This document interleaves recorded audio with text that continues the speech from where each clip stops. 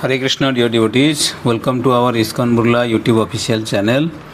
So today I am going to discuss about the Srimad Bhagavatam, 10th canto, 23rd chapter and 23rd verse. So here it is all about the description of Lord Krishna's beauty, response of Brahmana Patnis. Prayah Sruta Priyatamodaya Karnapatpurehi Pureir Yashmin Nimagna Manasas Tam Athakshi Andre Antaha Praveshya Suchiram Parirabhyatapam Pragyam Yatha Bhimatayo Bijahur Narendra.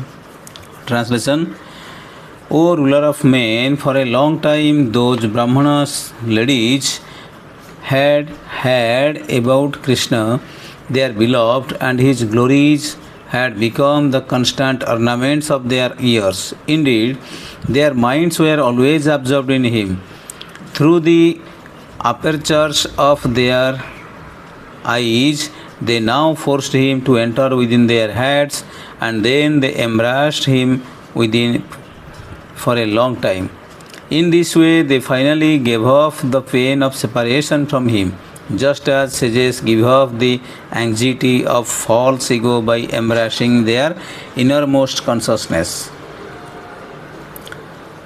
From the Krishna book as well as Sarathadarshini Tika, Acharya has given the comment like this in the purport. Their ears had become successful by hearing repeatedly prayah about the excellent qualities of their beloved, and thus their minds became absorbed in Krishna. They brought Krishna through the doors of their eyes and made him lie down upon the lotus flower bed of their heads. Then by embracing Krishna for a long time, Suchiram, they gave off their distress. By that embrace, they fainted in the bliss of union with Krishna. In this way, they became relieved of the pain of separation from him. This resembles the sages who gains freedom from the pains of false ego by embracing their inner consciousness. So, Sri Subodhini giving this comment.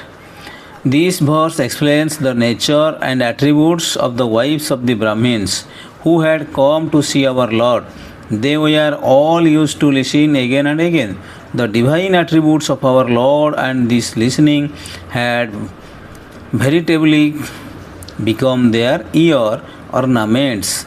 They brought our Lord into their hearts through this constant hearing of his gunas or qualities.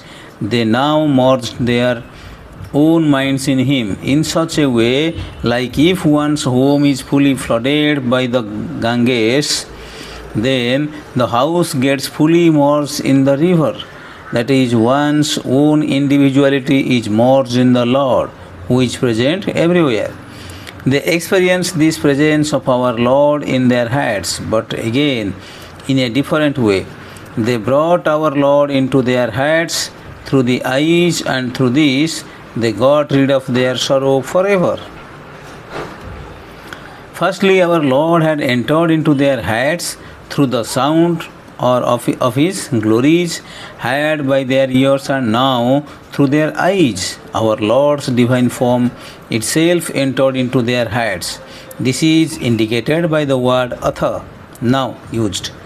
In this verse, the first entry through the form of sound into their hearts had only removed the sorrow pertaining to their worldly and material lives, samsara. The supernatural, alaukik sorrow had remained in their hearts. The Lord, who now entered into their hearts through their eyes with his beautiful divine form, removed the supernatural sorrow of their hearts. That is why it is mentioned in the original verse that they got rid of all types of sorrow. Tapam jahuhu. So sorrow had percolated into their entire body, and they had made our Lord sit only in their heads. How was the sorrow of their entire body to get eliminated through our Lord being seated in their heads only? Our Sri Mahaprabhuji answers this by referring to the words used in the verse, that is, embracing our Lord for a long time. Suchiram Marirabhya.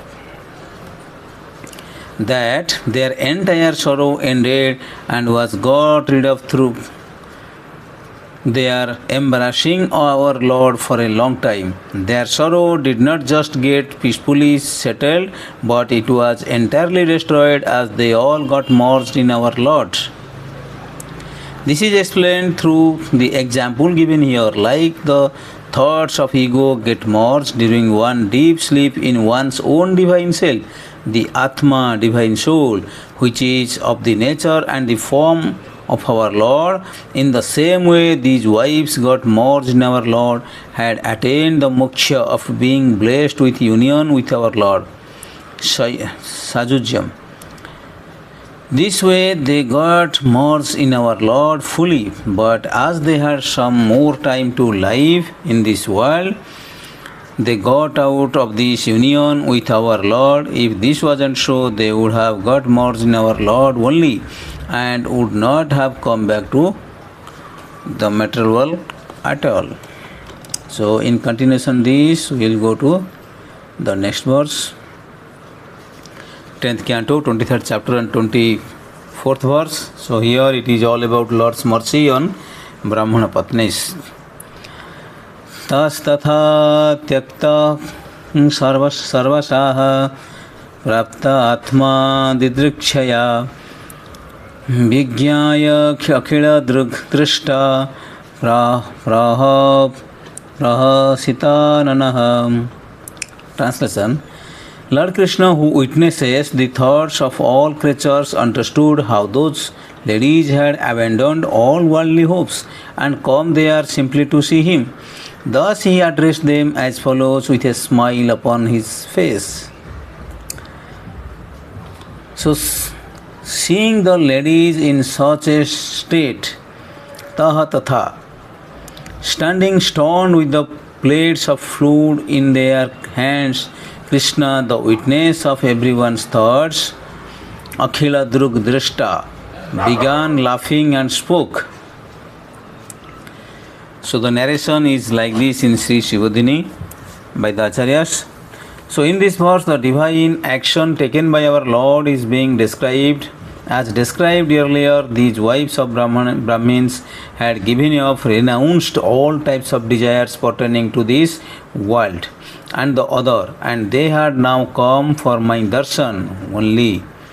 Having understood like this, our Lord began to tell them in the way of Maryada, spiritual path, orderly and scriptural based spiritual discipline.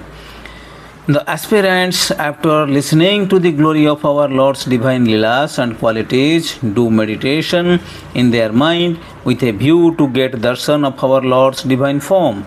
This vision and darshan of our Lord has now been conferred on these wives. Having understood like this, our Lord spoke in a very special way, based on his own rasa or release. Understanding and appreciating their attitude, our Lord spoke to them after much laughter. His intention was to get them infatuated after giving them his darshan. Hence, he really laughed loudly, and with such a laughing face he spoke to them. Was he right in speaking to them words which would infatuate them? Answering this, our Sri Mahaprabhuji refers to the words in the verse, that is, our Lord is the witness of every intellect of everything in this universe. Our Lord is the eternal witness, Sakhi, of each and every intellect of everyone. He is aware of all the thoughts and actions of everyone. Our Lord is also aware of flow of thoughts of everyone, together with the effects both good and bad, which will flow or occur after the actions are done by the beings. Thus, our Lord knows the past, the present, and the future also. Hence, the Lord knew that these wives were deserving His darshan, but not for the experience of His divine rasa or His own divine self. Hence, our Lord smilingly spoke to them words which would infatuate them. Moha. Hare Krishna. Thank you very much for watching these videos. Please like, subscribe to our channel to watch more and more videos. Jai Srila Prabhupada ki Jai.